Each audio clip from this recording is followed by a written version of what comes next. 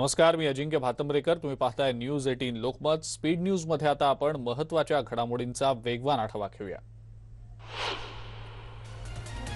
मुख्यमंत्री उद्धव ठाकरे आज संध्याकाळी राज्यातल्या जनतेशी संवाद साधणार आहेत. 1 मे महाराष्ट्र दिनाच्या पूर्वसंध्येला मुख्यमंत्री राज्यातल्या जनतेला संबोधित करणार आहेत. राज्य सरकारनं सध्या कोरोनाच्या वाढत्या संसर्गाच्या पार्श्वभूमीवर राज्यातला सुरू असलेला लॉकडाऊन 15 मे पर्यंत वाढवलेला आहे. त्यानुसार आता राज्यात सध्या लागू असलेले निर्बंध 15 मे पर्यंत लागू असणार असल्याची माहिती आरोग्यमंत्री राजेश टोपे यांनी दिलेली आहे.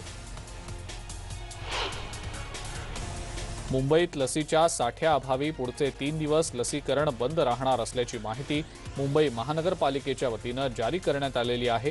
तरीही आज अनेक केंद्रांवर मुंबईकर येऊन विचारपूस करतायत. शिवाय काल साठा होता आणि आज लसीचा साठा नाही, याबाबत नागरिकांमध्ये रोष निर्माण होतोय. लसीकरण बंद असतानाही बीकेसी लसीकरण केंद्रावर नागरिकांनी गर्दी केलेली होती.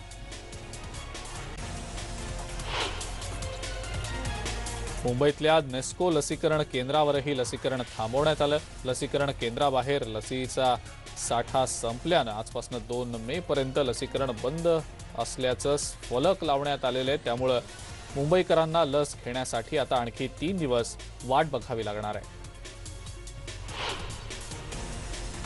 पुण्यातल्या महापालिकेच्या लसीकरण केंद्रांवर गुरुवारी 6,648 ज्येष्ठ नागरिकांना लसीचा दुसरा डोस दिला गेला.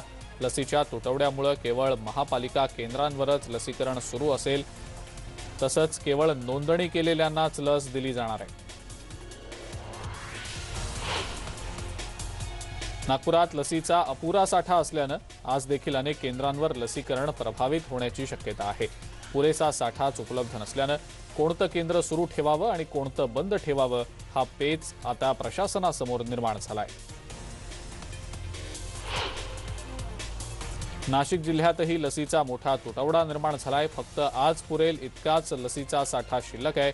जिल्ह्यातील 50% केंद्रांमधलं लसीकरण बंद आहे. त्यामुळे 2.5 लाख लसींची शासनाकडे मागणी करण्यात आलेली आहे.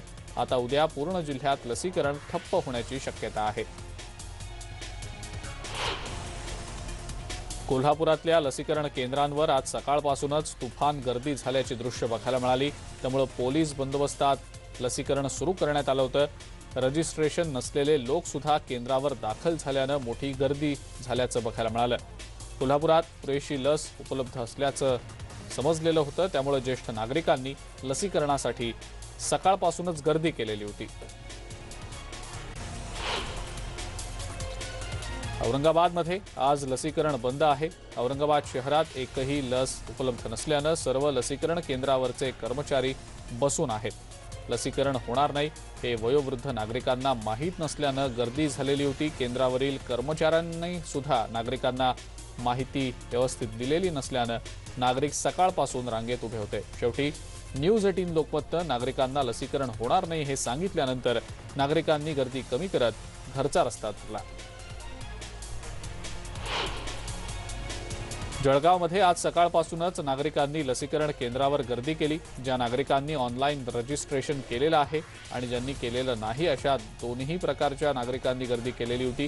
मात्र लसीकरण केंद्रांमध्ये काही तास पुरेल इतकाच लसीचा साठा शिल्लक होता.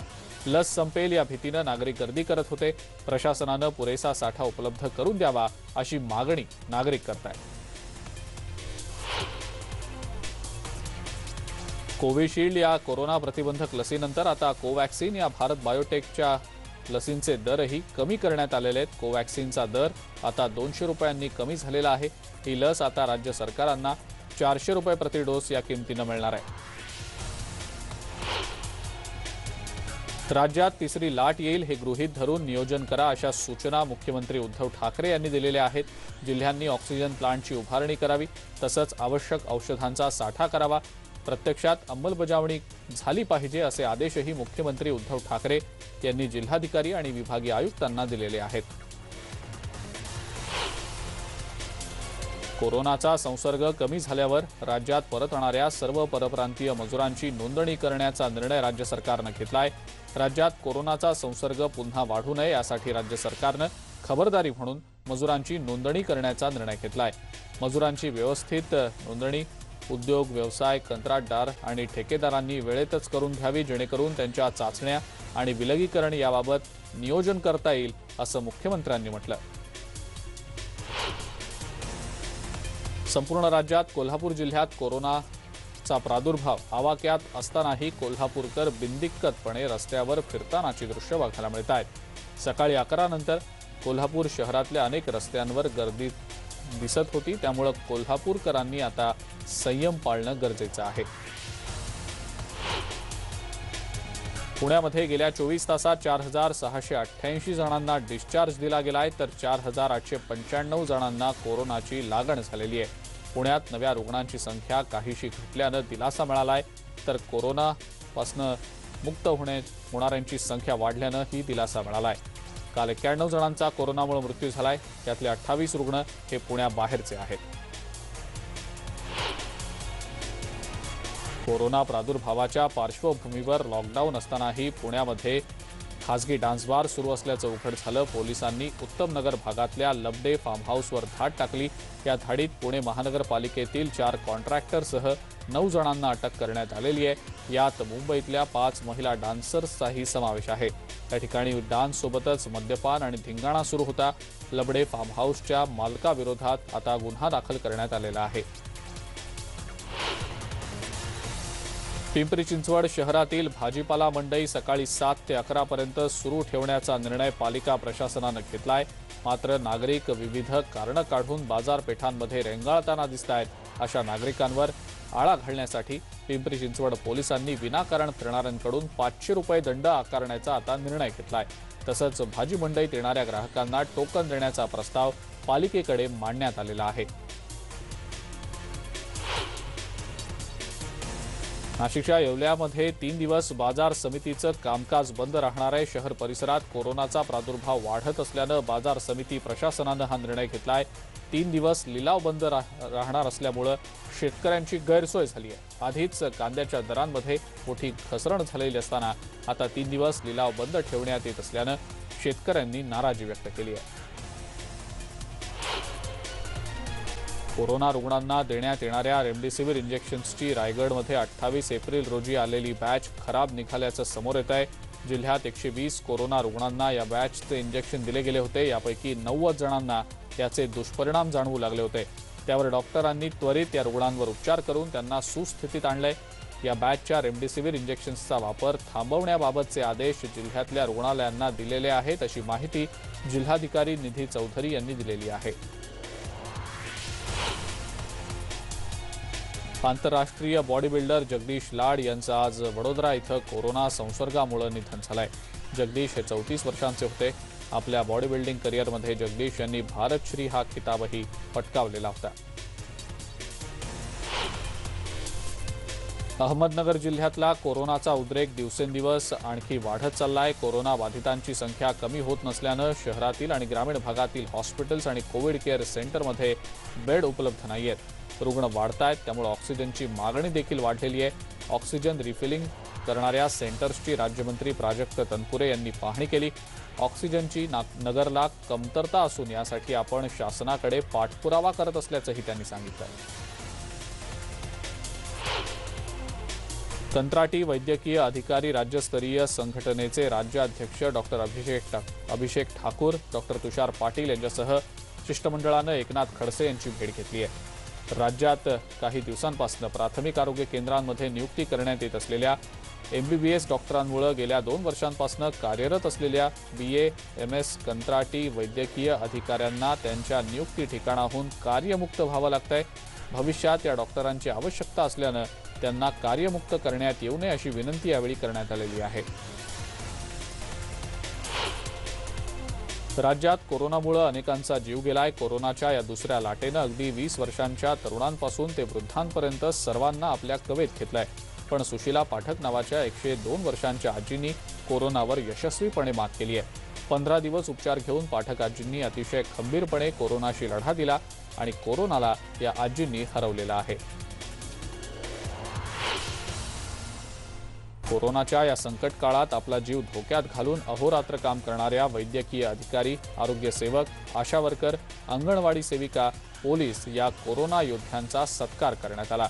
कारंजामधील मुस्लिम बांधवांनी कारंजा उपजिल्हा रुग्णालयात जाऊन फुलांची उधळण करून त्यांचा सन्मान केलाय।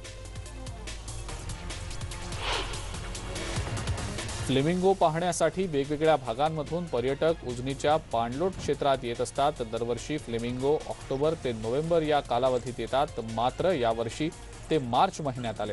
आता सध्या लॉकडाऊन सुरू असल्यामुळे पक्षीप्रेमी आणि पर्यटक त्यांना पाहता येत नाहीये। तसंच इंदापूर तालुक्यातल्या कुंभारगाव पट्ट्यातील उजनीच्या फुगवट्यावर रोहित बरोबरच सीगल, थापट्या, शंभू बदक, ब्राह्मणी डक, स्पॉटबेल, स्पूनबेल, वारकरी, राखी बगळे आणि विविध प्रकारच्या पाणकावळ्यांचं देखील आगमन होत असतं। वाशिम जिल्ह्यात प्रखर उन्हामुळे प्रत्येकाच्या अंगाची लाहीलाही होत असताना या उन्हाचा पक्ष्यांनाही प्रचंड त्रास होतोय। वाशिम जिल्ह्यातल्या रिसोड तालुक्यातल्या घोटा इथल्या चिमुकल्यांनी उन्हाळ्याच्या दिवसात या पक्ष्यांना पाणी आणि अन्न मिळावं यासाठी टाकाऊ प्लास्टिक ग्लासपासून अन्न आणि पाणपोई तयार करून गावातल्या विविध ठिकाणी बसवलेले आहेत। या चिमुकल्यांच्या या कृतीचं कौतुक केलं जात आहे।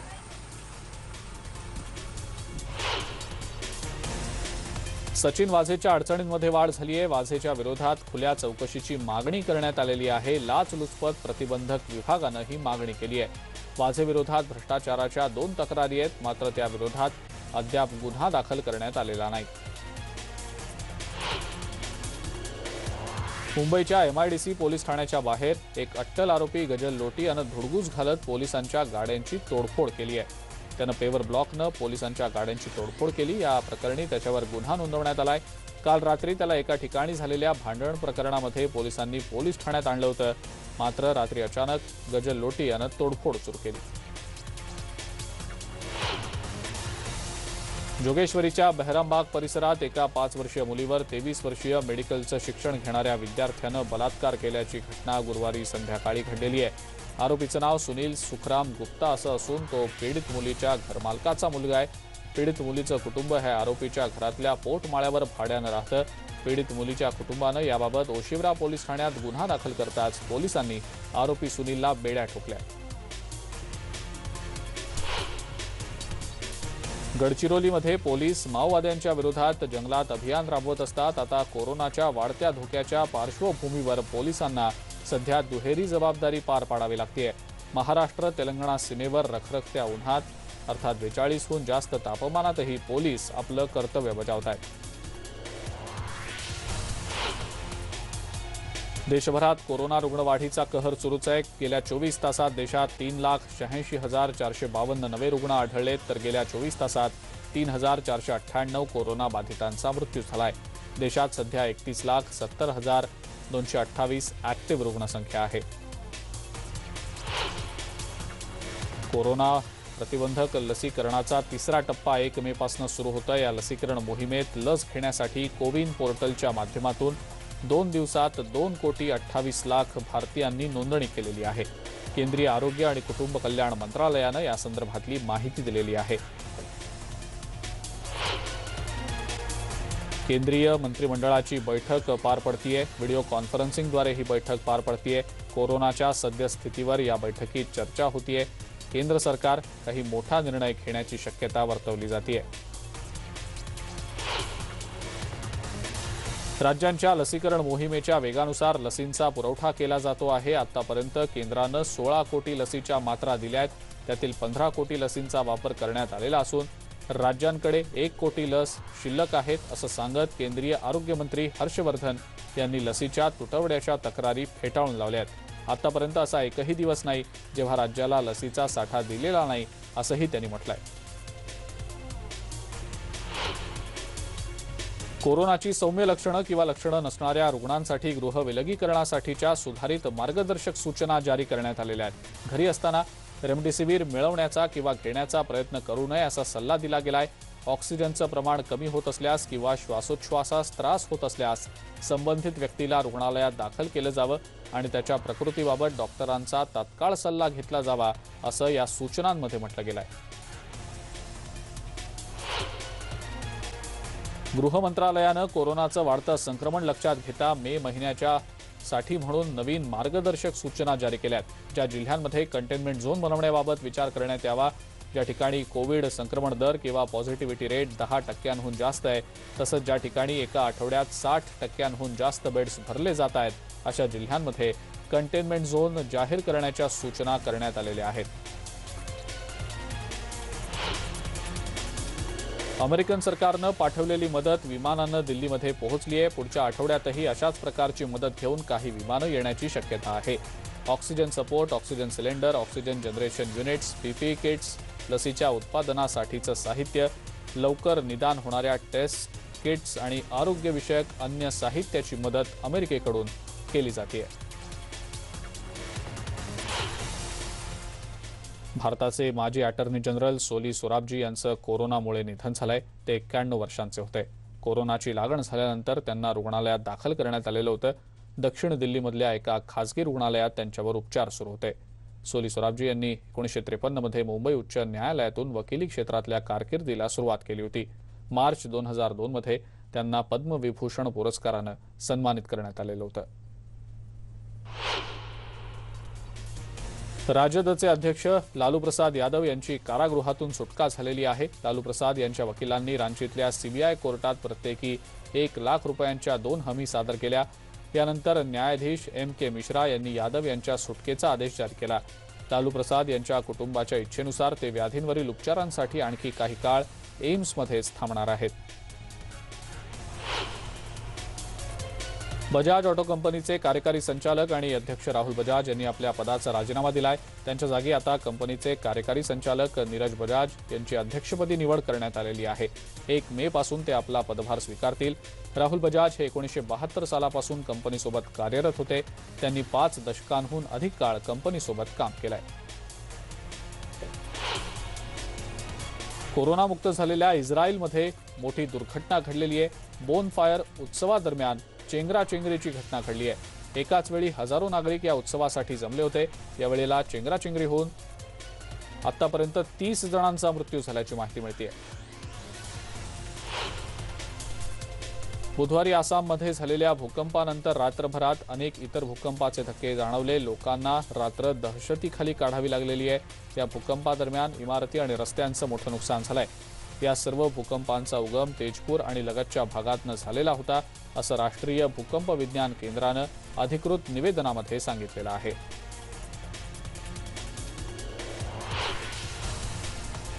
देशाचे माजी पंतप्रधान डॉक्टर मनमोहन सिंग यांना रुग्णालयातून डिस्चार्ज देण्यात आलाय। त्यांना काही दिवसांपूर्वी कोरोनाची लागण झालेली होती। त्यांच्यावर एम्समध्ये उपचार सुरू होते। गुरुवारी त्यांना रुग्णालयातून डिस्चार्ज दिला गेलाय। आज आयपीएलमध्ये पंजाब किंग्ज विरुद्ध विराट कोहलीच्या आरसीबीचा सामना रंगणार आहे। पंजाब किंग्जना या सामन्यामध्ये चांगली कामगिरी करावीच लागेल, मात्र आरसीबीच्या विरोधात विजय मिळवणं तितकंसं सोपं नसेल। पंजाबचा आतापर्यंत 4 वेळेला पराभव झालाय, तर त्यांना फक्त 2 मॅचेसमध्ये विजय मिळवता आलाय। पॉइंट टॅलीमध्ये पंजाब 6व्या क्रमांकावर आहे, तर आरसीबी 2ऱ्या क्रमांकावर आहे। फलंदाजांची खराब कामगिरी ही पंजाबची सध्या सर्वात मोठी डोकेदुखी आहे।